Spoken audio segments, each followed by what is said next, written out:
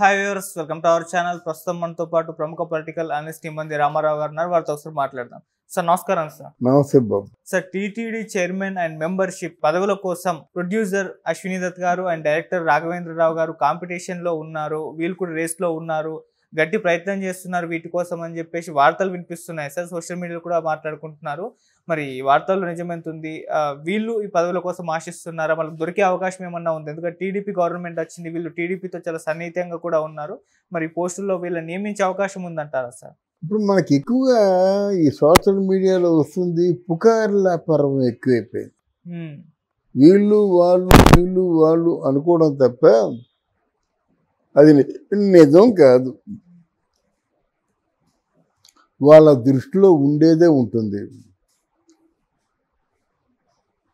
TDP గవర్నమెంట్లోనే Muralimohan గారు TDP chairman పదవి కావాలనేటువంటి ఆశ పెంచుకున్నాడు. పెంచుకోవడంలో ఆయనకి పూజలంటే ఎక్కువ ఇష్టం. పూజ గదిలో 1 గంట 2 గంటలు కూర్చుంటాడు. తర్వాత ఆ స్వామివారి సన్నిధిలో 5 సంవత్సరాలు పనిచేయడం అనేది తన పూర్వజన్మ సుకృతం అని ఏదో ఆ స్వామివారి సన్నిధిలో ఉండడం కోరుకున్నాడు ఆయన. మరి ఈ కారణం చేత ఎవరు ఎక్స్పెక్ట్ చేయనటువంటి ఎవరో యాదవ్ అనే పేరు వస్తుంది, సత్య ఏదో ఆయనకి ఇచ్చారన్నమాట. అందరూ ఆశ్చర్యపోయినారు, ఎవరా ఎట్లాంటి వ్యక్తి ఇవ్వడం మానేసి ఆయనకి ఇచ్చారని. ఇప్పుడు ప్రధానంగా పోటీ పడుతున్న వ్యక్తులు నాగబాబు, తర్వాత అశ్విని దత్, రాఘవేంద్రరావు, మురళీమోహన్. యాజ్ ఇట్ ఈజ్గా నా ఎనాలిసిస్ ఏమిటంటే చంద్రబాబు నాయుడు మురళీమోహన్కి ఇచ్చే ఆలోచనలో ఉన్నాడు. ఒకవేళ నాగబాబు గారు టీడీపీ చైర్మన్ పదవికి ఆశించినప్పుడు కూడా అది కొనసాగదు. ఒకటి, పవన్ కళ్యాణ్ కూడా ఒప్పుకోకపోవచ్చు. చూసావా అన్నయ్యని వేయించుకున్నాడు అనేటువంటి మాట వస్తుంది. ఆ మాట ఎందుకు తినాలనే ఉద్దేశంతో అనకాపల్లి ఎమ్మెల్యే సీట్ ఇచ్చి మరి లాక్కున్నాడు. అంటే ఆయన ఉద్దేశం బట్టి. ఇంకా మిగిలింది ఎవరు? రాఘవేంద్రరావు, మురళీమోహన్ గారు, అశ్విని దత్ గారు. అశ్విని దత్ గారికి అంత సమర్థత లేదు. అంటే ఆ యాక్టివిటీస్ అంతా ఇంప్లిమెంట్ చేసేటువంటి సామర్థ్యం లేదు అని ప్రజలు అనుకుంటారు. మిగిలింది ఎవరు? రాఘవేంద్రరావు. రాఘవేంద్రరావు గారు ఒకప్పుడు మోస్ట్ సక్సెస్ఫుల్ పర్సన్గా ఇది మన ఈ కమ్యూనికేషన్ చైర్మన్గా చేశాడన్నమాట. ఎస్విఎస్ భక్తి ఛానల్కి చైర్మన్గా చేశాడు. తిరుమల తిరుపతి దేవస్థానానికి చైర్మన్ కాదు. అంటే ఈ కమ్యూనికేషన్స్ ఉంటాయి, ఎస్విఎస్ భక్తి ఛానల్ కమ్యూనికేషన్స్ ఉంటాయి కదా, దానికి చైర్మన్గా చేశాడు. 5 సంవత్సరాలు కూడా సక్సెస్ఫుల్గా రన్ చేశాడు.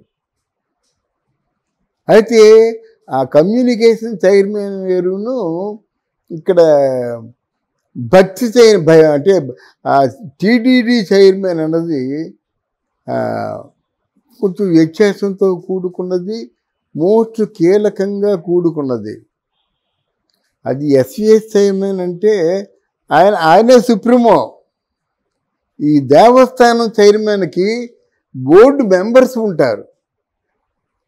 బోర్డు మెంబర్స్లో అనేక పార్టీల నుంచి అనేక మంది వస్తారు. అందరూ ఒక ఎలిగేషన్ తీసుకురారు. అందరూ ఒక పార్టీలో ఉన్న వాళ్ళు ఉండరు కదా. వాళ్ళ పార్టీ తాలూకు సిఫారసులను బట్టి, పార్టీలో ఏదో వాళ్ళు ఇచ్చిన వాగ్దానాలు బట్టి, పార్టీలో తప్పనిసరి పరిస్థితి ఈయనకి ఏదో నామినేటెడ్ పోస్ట్ ఇవ్వాలనేటువంటి వాళ్ళ పరిస్థితిని బట్టి వస్తుంది.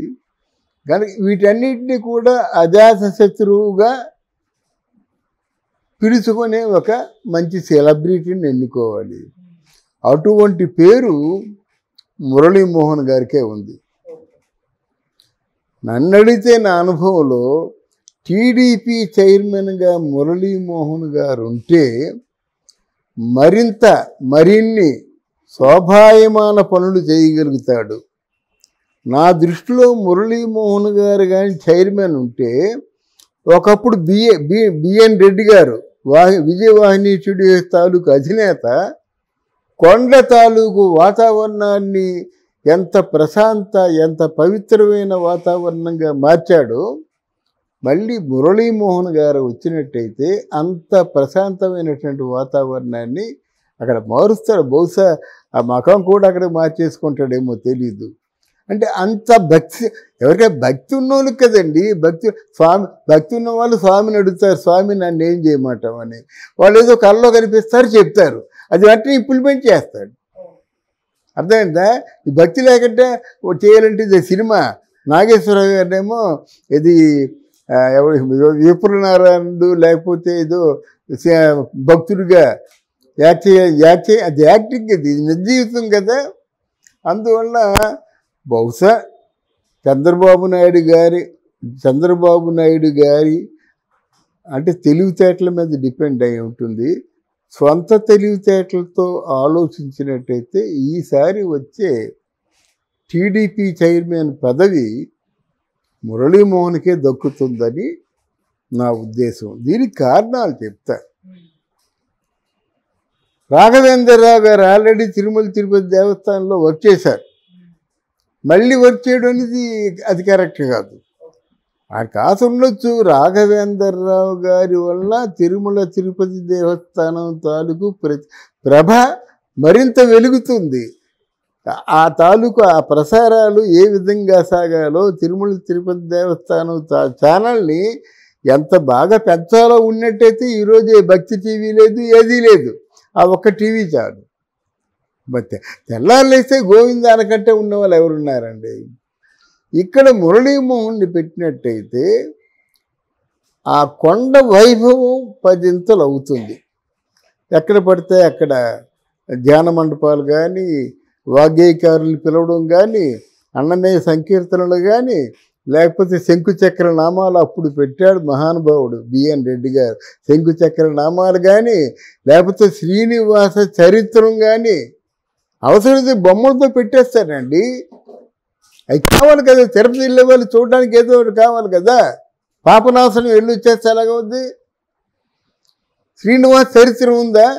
ఓ మ్యూజియం పెడతాడండి శ్రీనివాస చరిత్రం. అబ్బా, దీని తాలూకు ప్రాశస్త్యం చూసుకున్నట్టే తొండమాన్ చక్రవర్తి. ఆ చక్రవర్తి బొమ్మ అన్నమయ్య కీర్తనలో విన్నమే కానీ ఆ చరిత్రను చూసిన వాళ్ళు ఎవరు, తెలుసుకున్న వాళ్ళు ఎవరు? రెండోది, అన్నమయ్య ఉన్నాడు, అన్నమయ్య జీవిత కథ కావాలి కదా. తర్వాత ఏమో తరికొండ వేంగమామ ఉంది, ఆవిడ జీవిత చరిత్ర కావాలి కదా. మరి ఇవన్నీ లేకుండా ఏదో నామకాయ వాస్తి పదవులు ఇస్తే ఎలాగా ఉంది? అది చంద్రబాబు నాయుడు ఆలోచించాలి. సంబంధిత పెద్దలు ఉంటారు కదా, సలహాలు ఇస్తే వాళ్ళు చెప్పాలి. తిరుమలని మనం పూర్తిగా భ్రష్టు పట్టిపోయిందండి తిరుమల. ఎంత పాపం ఉండదు, పాపాన్ని ఫలితం ఎవరు అనుభవిస్తారు. కానీ ఎంత దాన్ని మళ్ళీ ప్రక్షాళనం చేయాలన్నమాట. ఎంత పాపకోపం అయిపోయిందో తిరుమల తిరుపతి దేవస్థానం. దేవస్థానం మీదేమో మాంసం అమ్ముతారండి, దేవస్థానం మీదేమో మద్యం అమ్ముతారండి, దేవస్థానం మీదేమో వ్యభిచారం జరుగుతుందండి. ఇటువంటి లోతుగా పరిశీలించి చేయగలిగినట్టయితే Murali Mohan will be chairman for TDP to the best of my knowledge. నాకు ఎవరి మీద ప్రేమ కాదు, ఎవరి మీద కాదు, అంటే ఎవరు సరైన వ్యక్తి. ఒక ఇంగ్లీష్ సామెత ఉంది, a wrong person should not sit in right chair and a right person should not sit in a wrong chair.